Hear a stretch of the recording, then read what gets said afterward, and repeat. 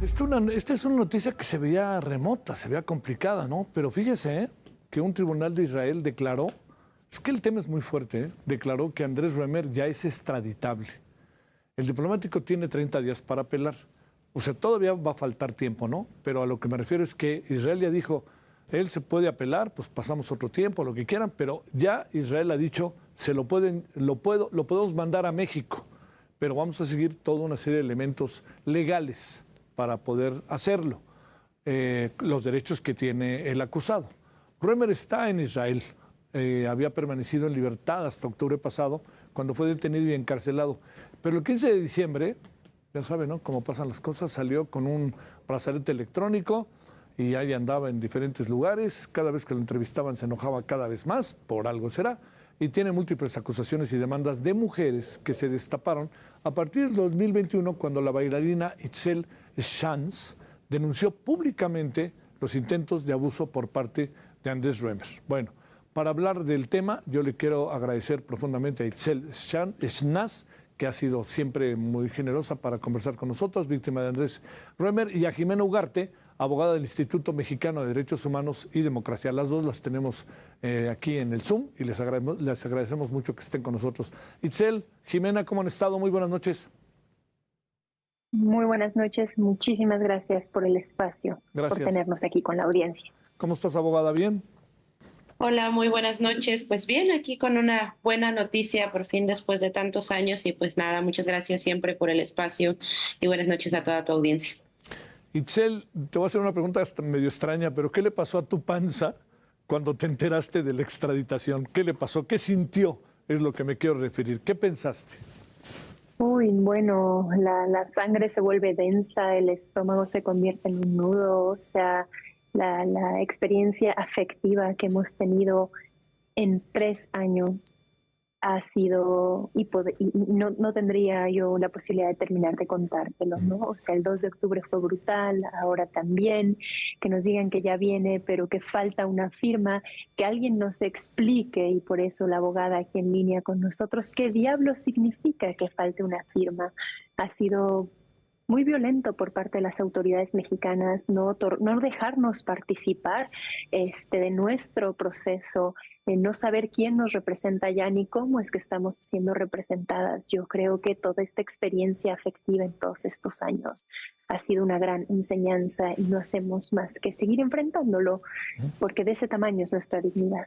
¿Has hablado con otras víctimas, Itzel, algo que hayan a lo largo de este día? La noticia fue desde muy temprano, pero que algo que ustedes hayan conversado, hayan diseñado algún tipo de estrategia más allá de la legal. Bueno, ya se ha convertido todo en la estrategia de contención, ¿Sí? ya se ha convertido en toda una extra herramienta, ¿no? O sea, es algo que llevamos de verdad practicando a diario, porque que haya una noticia no significa que no nos enfrentamos diario al proceso, de verdad diario.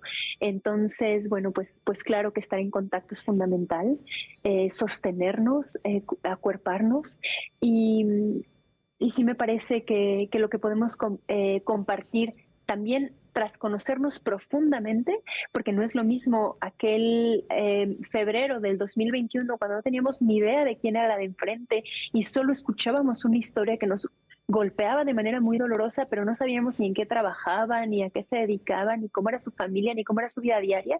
Y ahora que nos conocemos tan de cerca, pues abrazarnos se vuelve más simple, por decirlo de alguna manera, pero también mucho más profundo Sí, y mucho claro. más necesario. Solo juntas podemos seguir. A ver, Itzel, entraremos en el terreno de la abogada, ¿no? Para que nos explique, abogada Jimena, exactamente cuando Israel dice es extraditable, pero tiene 30 días, el asunto da la impresión de que puede todavía pasar tiempo, pero me da la impresión de que ya ahora sí hay una fecha límite para esto o algo parecido. No sé cuándo sea, pero ya se pasó una etapa muy particularmente muy compleja, ¿no? No, claro, digo, es muy relevante la determinación que ha hecho este tribunal, no gracias a las autoridades mexicanas, sino gracias a la colaboración de los medios de comunicación como el de ustedes y a colegas que nos han estado informando de este proceso, pues nos fuimos enterando un poco, ¿no?, de lo que iba sucediendo con estas audiencias allá en Israel, entre ellas, pues que él tiene representación jurídica que estuvo solicitando el diferimiento de diversas audiencias, pero también tuvimos conocimiento de que se fueron presentando los elementos probatorios que ellas, las denunciantes, pusieron en las carpetas de investigación en la Fiscalía General de Justicia de la Ciudad de México. ¿Por qué entonces digo que es muy relevante? Este tribunal, a nuestra consideración, es como una especie de primera instancia en donde un juez ya determina que hay elementos mínimos, suficientes e idóneos para de menos conceder que probablemente sí existen los delitos y que probablemente él sí los cometió, ¿no? Y lo hablo en términos de probabilidad, porque recordando la presunción de inocencia, pues es así, pero evidentemente, y lo platicábamos desde antes, perdón, la tasa, pues el parámetro para que Israel pudiera determinar la extrabilidad de esta persona, pues era alta. La propia embajada de Israel lo dijo, Israel no otorga extradiciones, digamos, fácilmente. Sí tiene que haber un análisis muy exhaustivo de los elementos probatorios que el Estado que solicita la extradición presenta, y entonces, pues nos parece que en ese sentido la determinación que hace este tribunal el día de hoy y que nos llega, bueno, hasta la mañana del 28 de marzo, hora México, es sumamente relevante y nos pone un piso de mucho mayor probabilidad de que sí sea extraditado. Ahora, como todo juicio, como toda resolución de un tribunal, no solamente en México, sino en todo el mundo, ¿no?, en el marco del debido proceso, pues las personas tienen derecho a impugnar esas determinaciones. Y es el caso que lo que nos enteramos, ¿no?, gracias también a un comunicado que acaba de sacar hace rato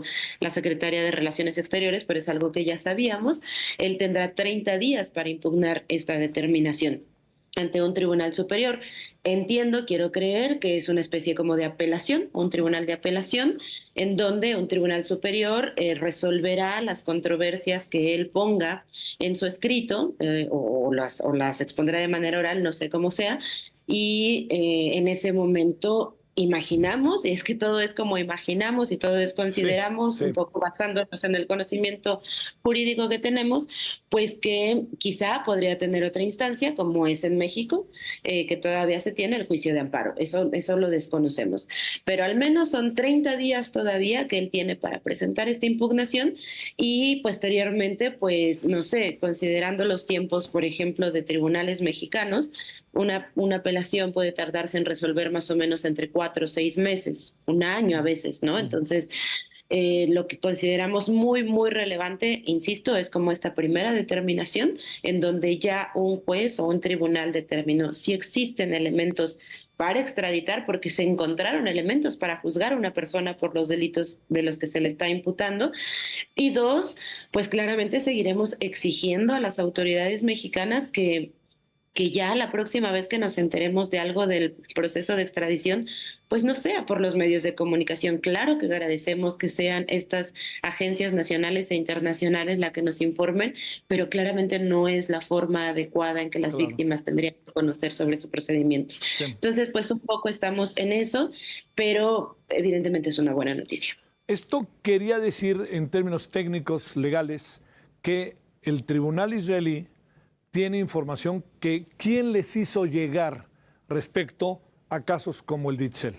¿Cómo se enteró el tribunal israelí? ¿Se lo mandaron ustedes? ¿Se lo mandó ustedes al gobierno mexicano?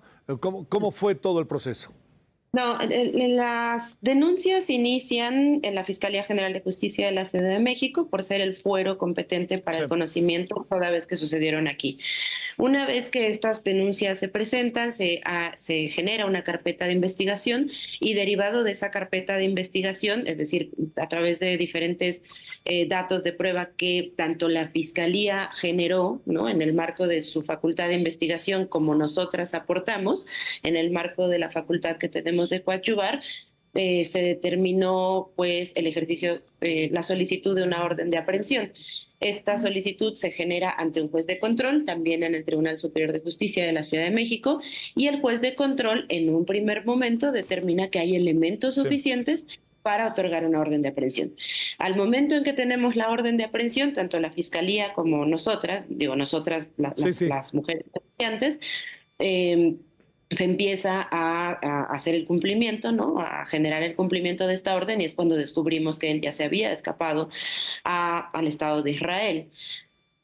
Y pues bueno, ahí es cuando empieza este Vía Crucis, pero esto fue hace 3 años, ¿no? Y entonces, pues el Estado de Israel no tiene, o el Estado mexicano y el Estado de Israel no tenemos un tratado de extradición, y entonces las extradiciones son facultad de la Fiscalía General de la República y de la Secretaría de Relaciones Exteriores. Entonces, la Fiscalía de la Ciudad de México manda todas estas carpetas de investigación a la FGR para que la FGR a su vez pueda enviarlos al Estado de Israel, y lo que entendemos es que es la figura del Ministerio Público de Israel quien lleva a cabo la preparación de todos los argumentos basados en estas carpetas de investigación iniciadas en la Ciudad de México para presentar su caso ante el tribunal. Sí. Y eso sucede en octubre del año pasado, cuando un juez determina que efectivamente se va a abrir el procedimiento, y es cuando lo detienen, que fue en octubre del año pasado.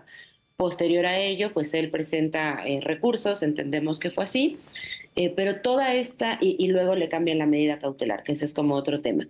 Pero entendemos que toda esta representación se basa, bueno, no lo entendemos, o sea, toda esta representación se basa pues justamente en las carpetas de investigación, en los dichos de ellas, en sus testimonios, en los datos de prueba que se aportaron a estas carpetas, y que así literal se llevaron a la FGR.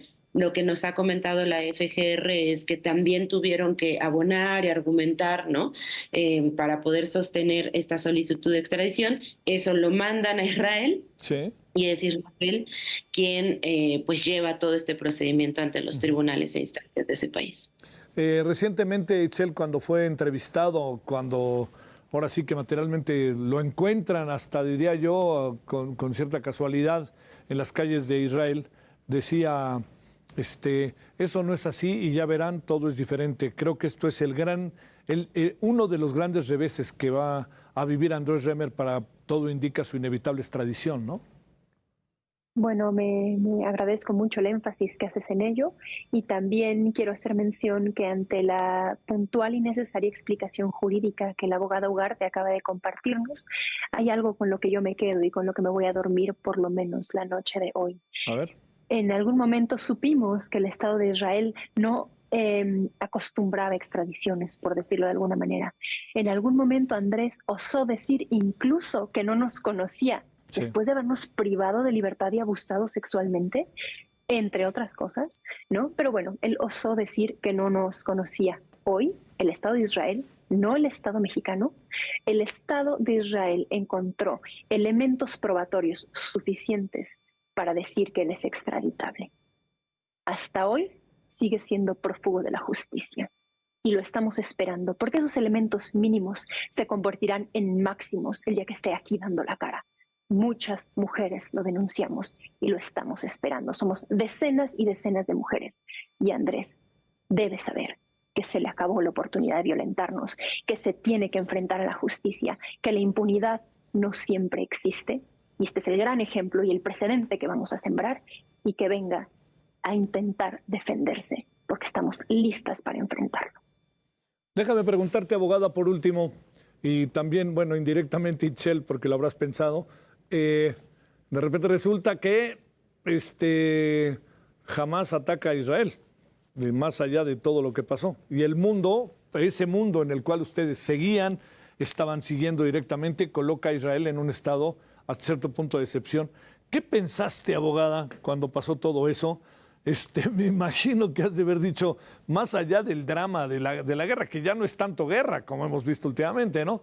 Pero te diría, ¿qué pensaste ahí? ¿Qué reflexiones de índole legal y personal hacías, incluso platicando con Itzel y con todas las mujeres que fueron violentadas?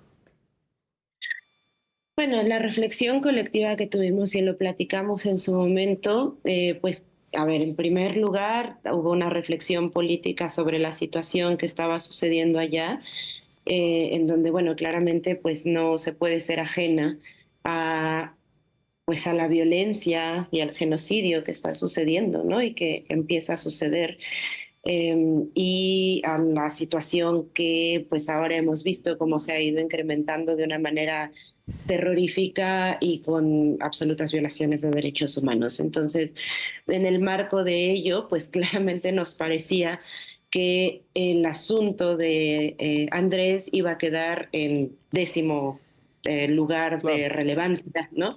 En el Estado de Israel. No obstante, también tuvimos esta reflexión y la expusimos al momento en que él fue detenido, perdón, eh, bueno, digamos, después de que fue detenido y que empieza el 7 de octubre, pues también tuvimos la reflexión de la necesidad de que si bien la situación de guerra o de violencia que se estaba viviendo en aquel territorio pudiese parecer que dejaba en un segundo plano el caso de Andrés Ruemer, lo vimos más bien como un asunto en donde no estaba deslindado. ¿Por qué? Porque la violencia contra las mujeres, más en el marco de violencias feminicidas como las que vivimos en México y en América Latina, pues se ha considerado que también las mujeres podemos llegar a ser botines de guerra, ¿no?